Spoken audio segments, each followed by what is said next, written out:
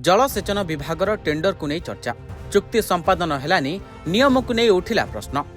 मालकानगिरी जिला MV79 जलसेचन विभाग पक्षरु प्रकाशित 37 कार्य टेंडर मध्यरु अधिकांश कार्य शेड्यूल रेट्रे सफलतार सह संपन्न होइतिबा बेले केवल 3 नंबर कार्य को नहीं गत किछि दिन धरी विवाद और चर्चा लागि रहितला। सूचना अनुसार गंजाम जिलार जने ठिकादार राजेंद्र विषोई उक्त काम पई लेस अमाउंट रे दरपत्र दाखल करथिले।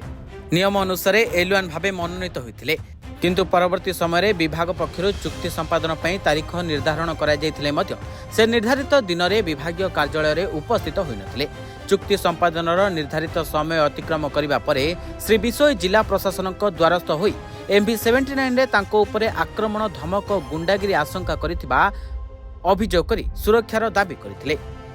जहाकु दृष्टि रखी आज चुक्ति संपादनर शेष दिन में पुलिस पक्षरु MV79 जलसेचन विभाग कार्यालय में कड़ा सुरक्षा व्यवस्था करा जायथिला। थानार IIC एवं SI दिन तमाम कार्यालय में उपस्थित रही स्थिति उपरे नजर रखिथिले। हमर अभियोग थिला हमर PC डिवीजन रो एसी सार बारंबार ताकू टाइम एक्सटेंशन करिथिले। आमे सारंकु बहुत थरो रिक्वेस्ट करिबा सत्ते भी आम कथा सार सुनु नाहंती।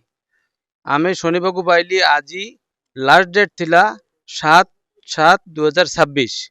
आमे आज दिन रे भी विरोध करिथिली, तो जदि आमर विरोध सार न सुनिबे आमे बाध्य होइकरी आईन रो आश्रय नेबु, राजरास्ता अवरोध करिबु, दरकार ले आउरी आगो को जीवु।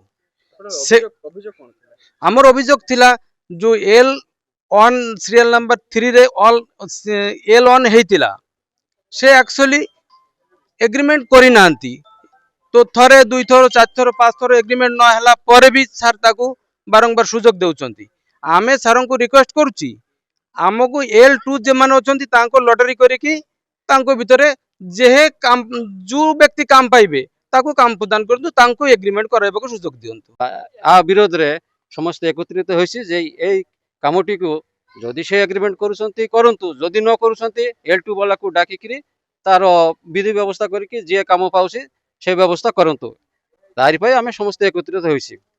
संपूर्ण मिस से व्यक्ति जनक हुए तो आज 7/7/2026 ऑफिस से आसंती पुलिस प्रोटेक्शन द्वारा। आ पूर्व ताकू किए आमर संघ तरफ किए जानी नांती कि चिनी नांती, ताकू किए केबे किसी कोई नांती। आमे श्री राजेंद्र कुमार विषोई को आमर बिड आइडेंटिफिकेशन नंबर 1/3/2026-27 निमंते एग्रीमेंट करिया पे डाकिथिलु। 3 तारीख सुधा आम सामने आसवा, किंतु से विभिन्न कारण दर्शाई आमको एक्सटेंशन मागिथिले, जा फल आमे तांको 7 तारीख पर्यंत 4टा जे समय देइथिलु। से सब डॉक्यूमेंट्स आम सामने प्रस्तुत रहंतु। हुए तो से आसीथिले, किंतु से सब डॉक्यूमेंट आम सामने प्रस्तुत करि पारले नाही। सेति पय आम पाके एबे जहा भी डॉक्यूमेंट अछि आमे ताको धरिकिना नियम अनुसार कार्यानुष्ठान नउ। आमे MV79 तारकेश्वर ठिकादार संघ तरफ कहूची आमर PC डिवीजन रे लेटर नंबर 1 रे 37 टे काम बाहरितिला। ताहिर सही कामर जो माने शेड्यूल रेट रे पकाइतिले से माने 10 तारीख दिन लॉटरी हेतिला। से लॉटरी जो माने काम पाइची से माने हेउची जाइकरी एग्रीमेंट करिक काम आरंभ कर देला, किंतु 37 टे काम भितरे 3 नंबर वर्क जे कामटा जने ठिकादार पाइची आज पर्यंत तार कौनसी एग्रीमेंट है नहीं। बारंबार आमर PC डिवीजन ऑफिस रु तांको लेटर कराउची कोन हैला तार संगे कोन मधुर संपर्क अछि ऑफिसर मानकुरो। जदि आ परे ताकू डका हबो विथ एग्रीमेंट हबो ताले आमे आईन रो आश्रय नेबी एवं राज रास्ता रे उलाइकरी यार प्रतिवाद करबी PC डिवीजन MV79 रो ऑफिसर मानकुरो अगेंस्ट रे।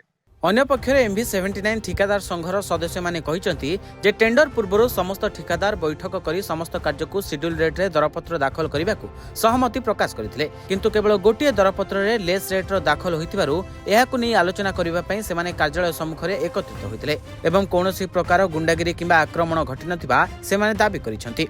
मालकानगिरी MV79 रु आशीष कुमार बाइन को रिपोर्ट, रिपोर्टर्स टुडे।